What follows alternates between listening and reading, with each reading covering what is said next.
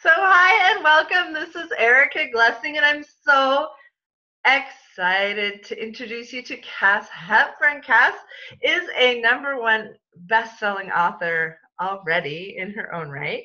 And now we are going to talk about something that she did that really just was one of a kind, wasn't it, for this new book that's coming out. So maybe, Cassie, just tell me a little bit about you, and then we'll talk a little bit about judgment, and then we'll have you read a little bit from your poem. Okay, that sounds good. My name is Cass Hepburn. I am an Access Bars facilitator. I've been working in the healing arts for 20 years or more.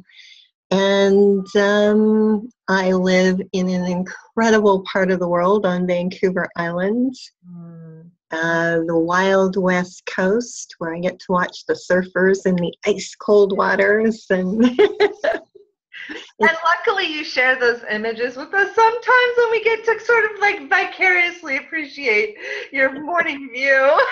Yes, exactly. Yeah, it is a beautiful part of the world. Yeah. And what else? Of course, my mind just completely went blank. Well, when we talk, Cassie, that's actually a good thing. When we talk about releasing judgment, I think it feels like this book, more than any other, kind of froze people up a lot. Like, there was a lot of more resistance to this book. It was a fascinating process for me bringing authors into this book, because I've never experienced anything quite like it, because the judgment kept kind of wreaking havoc.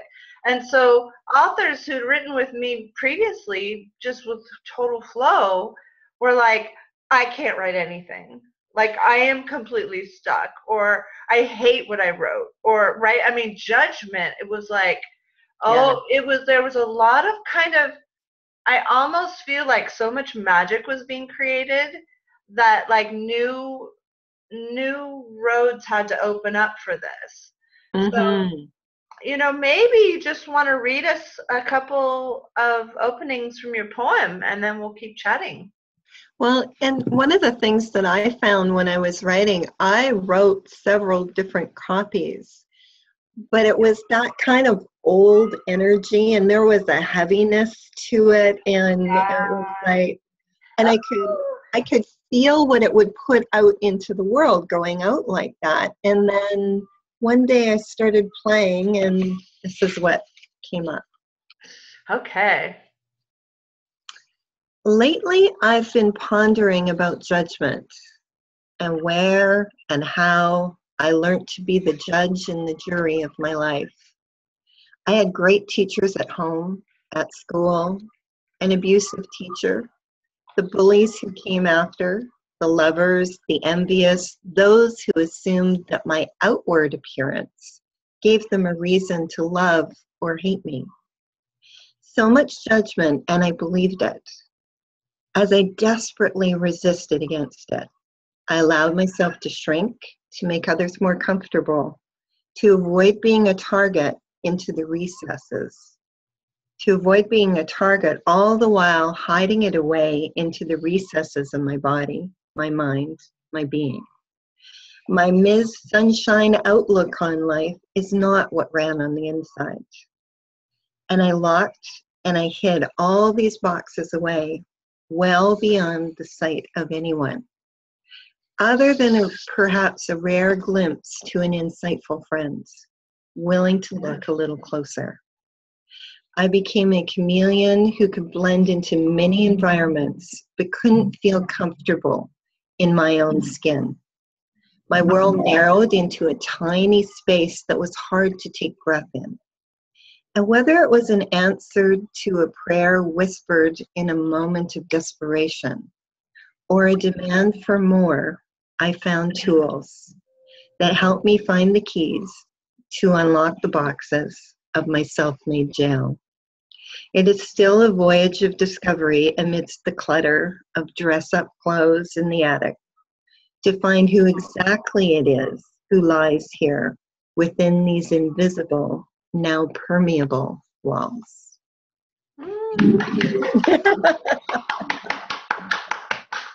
I feel like one of the things that when we release judgment, that the one thing of feeling good in your own skin has really shifted for me as I've been able to read this before everyone else. One of the blessings of my position in the world. So I'm just glimpse at like our fake cover and our future cover. And as I've felt better in my own skin, I was kind of present to this thing where, and I know I'm not alone, everyone else seems better than me. Everyone else has it better than me. Everyone else didn't have as crappy as an upbringing as I did. Everyone else wasn't as abusive as an ex-husband as I mean, have you ever had abuse fights? Like, no, mine was worse. No, mine was worse. No, mine was worse. And then as I sat there in my own skin, reading some of these pieces and really just trusting that it was, I love that in your poem because that's such a profound shift. Yeah. Well, and you know, there's also the opposite side of that where instead we look at other people and go, well, I didn't have it as bad. Why am I like this? and we make everybody else's experiences bigger and you know, kind of yeah. So interesting. So it was really interesting getting into this process because there were a couple of times I thought, I'm just going to have to give Erica a call and say, I can't do this.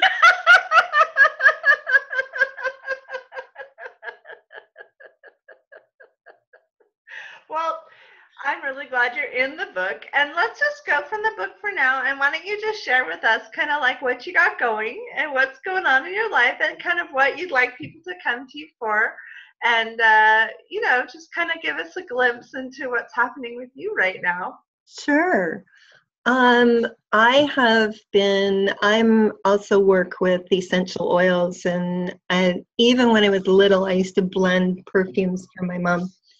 And I am working on a blend working with blue water lily, which actually was an oil, an essence that they used to initiate the pharaohs with in the pyramids. And, well, not in the pyramids, but they initiated they may have. Okay. And so I'm making, blending that with some other things, flower essences from Star Essence in California and a few other things, and playing around and seeing what I can create with that. Ooh, yummy. I am playing quite a bit with photography, and I keep having people ask me to please put my stuff together and put out a book or something. So I'm playing with the photographs combined with some poetry or something else. Who knows? Let's see what's inspired, right? And yeah, I mean, your photos inspire. Yeah. Wow, fun. Yeah. And I love getting out to, this is one of the most breathtaking places. I'm so often awestruck by what I see and so. Awesome. That's great, Cass. Thank you so much for your time today and for sharing your poem and your journey and your I'm looking forward to learning more about your flower essences. So keep it up and we will just kind of like see what happens next, right? Yeah, exactly. And what else can we play with? I know, right? Watch out. Have a great day. Thank you. So nice. Okay. Oh, thank you. Bye. Bye.